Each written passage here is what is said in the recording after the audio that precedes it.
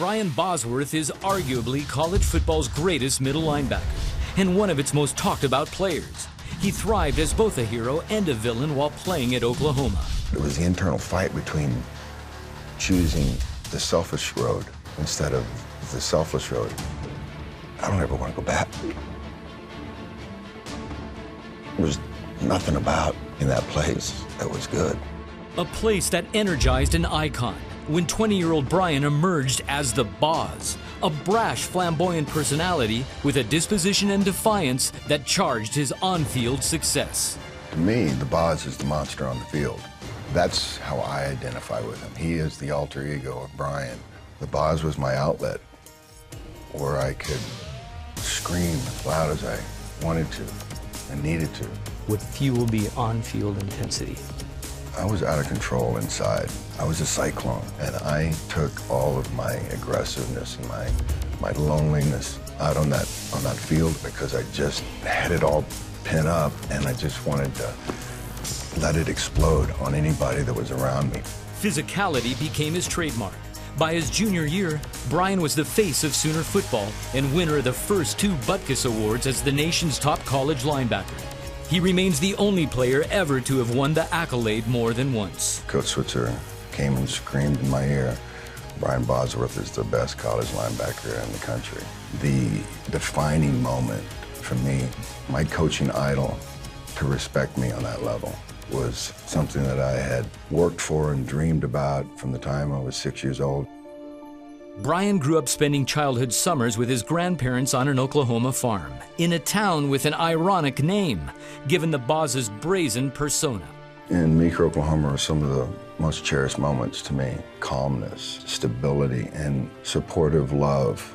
My grandfather was very vital in my work ethic and the character that you must have. It gave Brian confidence to confront challenge and instilled a necessary reminder that his refuge was never far away. The world was so big, the farm was so big, the cows were so big, the chores were so enormous, but yet at the end of the day, they were done. That base was already solid inside me. I just had to rediscover it. He'd need to. When summers ended, Brian returned to his parents' house in Texas, a sharp contrast from what he left behind. I wasn't getting the same signals. I got chaos. I had,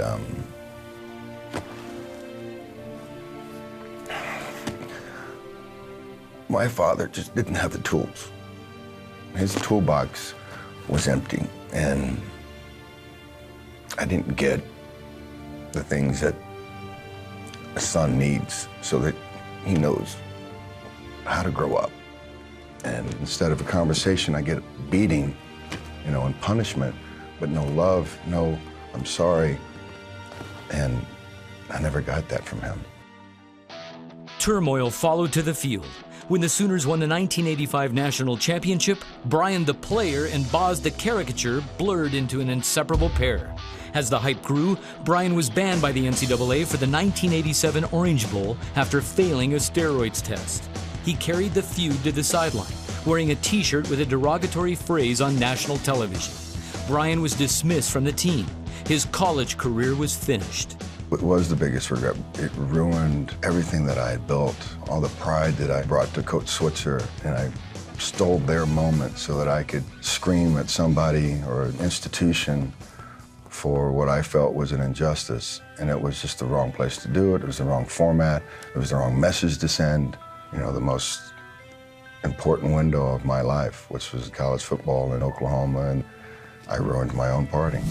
Brian earned his degree and was selected by the Seattle Seahawks in the supplemental draft, signing the largest rookie contract at the time. He started in all 24 games he played before a shoulder injury forced him into early retirement. I wanted to run and die.